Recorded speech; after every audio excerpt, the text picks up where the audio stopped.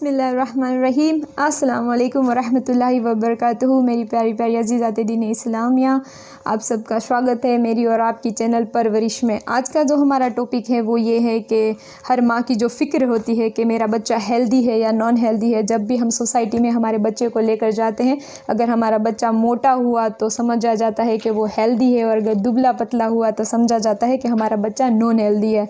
तो आइए आज इसके बारे में हम थोड़ी मालूमात लेते हैं। और दूसरा जो मेरा आज का टॉपिक है वो है कि जब बच्चा पैदा होता है, जब हमारे घरों में जब बच्चे की विलादत होती है तो बच्चे को फूफी का जूठन, पापा का जूठन, किसी का जूठन पिलाया जाता है, जिसे हम घूटी देना कहते हैं कि जिस बच्चे को जिसकी घूटी दी होती है वो बच्चा उसके जैसा होता है। वो किस कदर सही है और क्या ये शरीयत के मुताबिक ये साबित है या नहीं, उसके बारे में आज हम सब जानेंगे कि बेशक रसूलुल्लाह सल्लल्लाहु अलैहि वसल्लम की हदीस से ये चीज़ साबित है। आगे हम डिस्कस करेंगे। अब बच्चे का सही वेट, आज हम सब मदर्स की एक ही फ़िक्र रहती है कि जब हमारा बच्चा छोटा होता है, अगर वो मोटा नहीं है तो अगर कोई भी देखेगा तो कहेगा कि तुम्हारा बच्चा बहुत वीक है। लेकिन मेरी माँ और बहना अज़ीज़ात दीन इस्लामिया, ये बिल्कुल सही नहीं है कि जब हमारा बच्चा पैदा हो, सबसे पहले मैं आपको बताती चलूँ कि हमारा बच्चा जब पैदा होता है उसके वक्त पैदाइश का जो वज़न होता है वो हमें मालूम होना बहुत ज़रूरी है।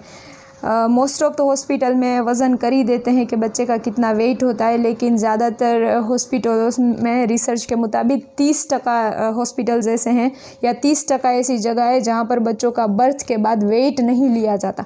तो सबसे पहले आपको अपने बच्चे का बर्थ वेट मालूम होना ज़रूरी है।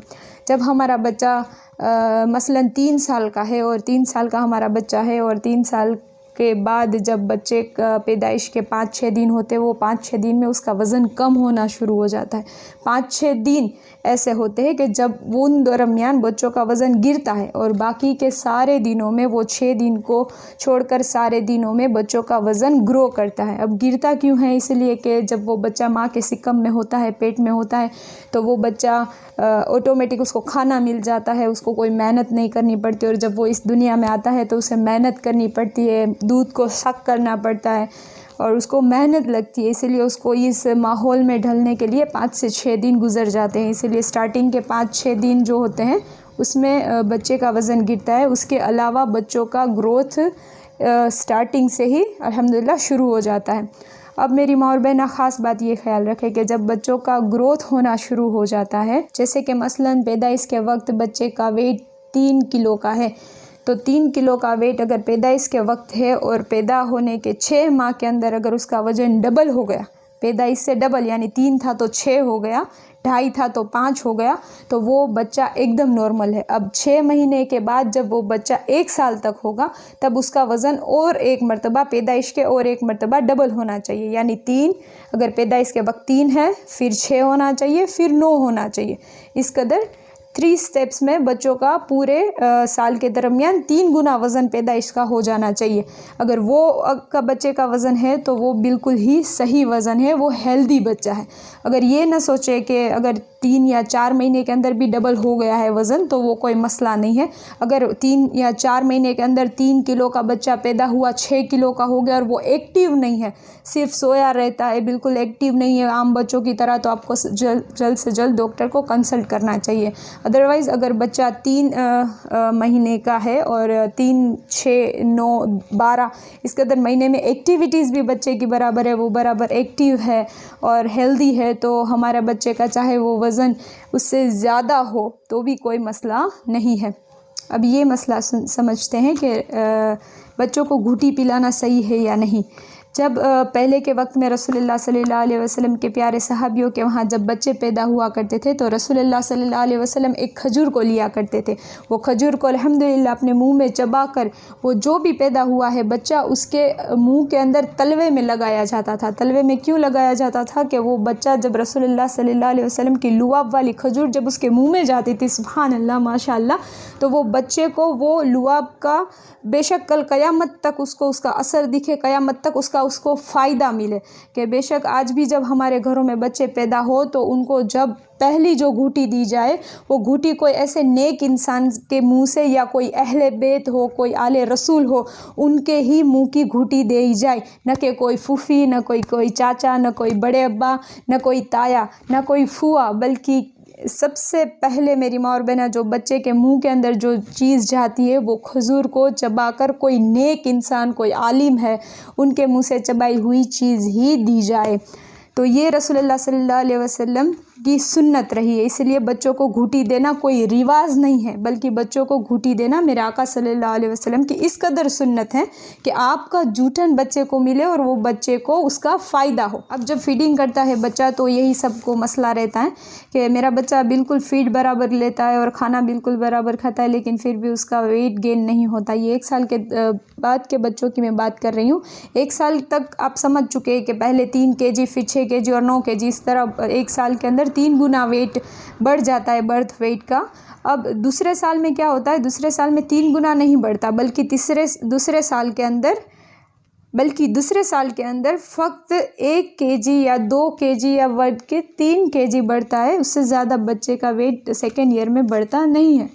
तो ये भी आप सब खास ख्याल रखें। जो मदर ब्रेस्ट फीड देती है उनके बारे में थोड़ा मैं बताना चाहूँगी कि जब एक माँ ब्रेस्ट फीड देती है, देखो ये ख़ास ख्याल रखें कि जब डॉक्टर की गाइडलाइंस भी यही रहती है कि जब मदर बच्चे को ब्रेस्ट फीड दे तो जब एक तरफ से उसको जब दूध पिला रही है तो पूरा 15 मिनट तक उसको एक ही तरफ से दूध पिलाया जाए। यहाँ तक कि 15 मिनट नहीं तो आप इस तरह समझ लीजिए कि एक साइड का दूध पूरा बच्चा पी ले और पूरा दूध ख़त्म हो जाए, इस कदर एक साइड का दूध उसे पूरा पिला दीजिए। तब जाकर, अगर उसने पहली साइड से पूरा दूध पी लिया है, तब जाकर उसको दूसरी साइड से दूध पिलाया जाए।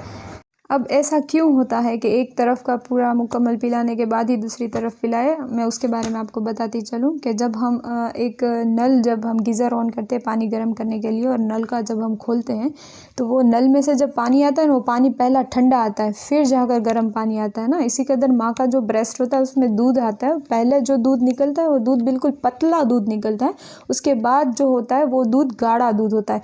पहला जो पतला दूध निकलता है वो एंटीबायोटिक समझा जाता है कि वो बच्चों को बीमारियों से बचाता है, लेकिन उसके बाद का जो गाढ़ा दूध निकलता है उसके अंदर फैट भी बाहर आता है। उसके वजह से बच्चा अगर पूरा फीड लेगा, एक साइड के ब्रेस्ट से अगर पूरा फीड लेगा तो पूरा फीड लेने के वजह से उसको ये फ़ायदा होगा कि उसको जो फैट का हिस्सा है, जो फैट वाला मिल्क है जो लास्ट में रह चुका है, वो मिल्क भी बच्चे को मिलेगा। इसलिए हमेशा याद रखें कि एक तरफ़ा बच्चे को मुकम्मल फ़ीड करवाने के बाद ही दूसरी जानिब से बच्चे को मुकम्मल फ़ीड कराया जाए। अब दूसरी बात ये कि बच्चा पतला होना, मोटा होना, वो उसके जीन्स पर भी डिपेंड रहता है कि वो बच्चा कितना पतला है, कितना मोटा है। यहाँ तक कि एक मर्तबा एक बूढ़े साहबी थे, उन्होंने बहुत बड़ी एज में शादी की थी। दूसरी मर्तबा जब पहली रात शादी की थी और शादी की पहली रात को वो अपनी बीवी के साथ हम बिस्तरी करने के बाद तुरंत ही उनका इंतकाल हो गया और उनकी बीवी जो थी वो प्रेग्नेंट हो गई। और उनकी बीवी जब प्रेग्नेंट हो गई तो उसके यहाँ लड़का पैदा हुआ और उसकी जो सौतेली माँ थी, यानी उसकी बीवी की सौतन जो थी, उसका जो बेटा था, उसने ये दावा किया कि मेरा बाप तो रात को ही मर गया था, तो बल्कि ये बच्चा मेरे बाप का नहीं, ये बच्चा हराम का बच्चा है।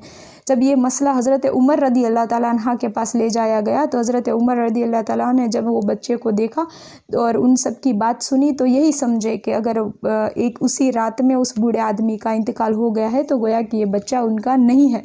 देर हुई तो वहाँ मौला अली का आना हुआ।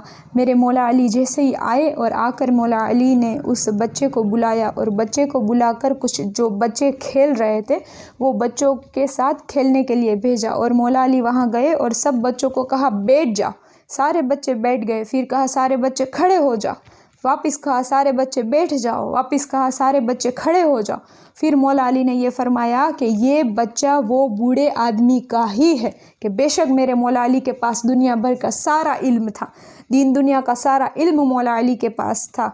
मेरी माँ और बहना, क्योंकि रसूलुल्लाह सल्लल्लाहु अलैहि वसल्लम की घूंटी जो मौला अली के मुंह में थी, गोया कि बेशक वो बच्चा जब सब बच्चे बैठते थे और वो बच्चा जब बैठता था और खड़ा होता था, जब खड़े होने के वक्त वो टेक लगा कर खड़ा होता था, यानी वो वीक था। उसके ऊपर से मौला अली ने ये फरमाया कि ये बच्चा वो बूढ़े इंसान का ही। इससे ये साबित होता है कि जब फादर वीक होगा तो उसका बच्चा भी वीक पैदा होता है। जब फादर स्ट्रॉन्ग होगा, जवान मर्द होगा, तो उसके बच्चे भी स्ट्रॉन्ग पैदा होते हैं। और अगर मदर और फादर बहुत पतले और दुबले हैं तो उनके बच्चे भी पतले ही होंगे। अगर मदर और फादर मोटे हैं तो उनके बच्चे मोटे होते हैं। अगर मदर फादर दोनों पतले और बच्चा भी मोटा हो सकता है, क्योंकि मेरी माँ और बहना ये सब जीन्स पर है। गोया कि ये कोई देखकर बिल्कुल हरगिज़ ना कहे कि ये पतला बच्चा है तो ये वीक है, कमज़ोर है। तो ये माँ बाप जो होते हैं ना, इतने वक्त से मेहनत करते हैं अपने बच्चों को स्ट्रॉन्ग बनाने में, अपने बच्चे के पीछे इतनी मेहनत करते हैं ना, वो डिसपॉइंट हो जाते हैं कि भला हमारा बच्चा तो फिर भी स्ट्रॉन्ग रहता ही नहीं, हमारा बच्चा फिर भी कमज़ोर रहता है। तो बल्कि ये चीज़ सही नहीं है और ये मिथ को सोसाइटी से निकालना चाहिए। हमारा बच्चा अगर एक्टिव है, सही से खाना खाता है, सही से पानी पीता है, बिल्कुल खेल कूद करता है और अच्छे से एक्टिव है हर चीज़ में, तो बिल्कुल वो बच्चा भी नॉर्मल बच्चों की तरह नॉर्मल है और वो बच्चों की तरह स्ट्रॉन्ग ही है। तो ये मिथ अपने दिमाग से निकाल देनी चाहिए। तो ये था आज का हमारा टॉपिक। आप सबको कैसा लगा मुझे कमेंट में बिल्कुल ज़रूर बताइएगा और आपकी और मेरी चैनल परवरिश को लाइक, शेयर और सब्सक्राइब कीजिएगा। अगर कोई सवाल हो तो कमेंट में पूछ सकते हैं। अल्लाह हाफिज़।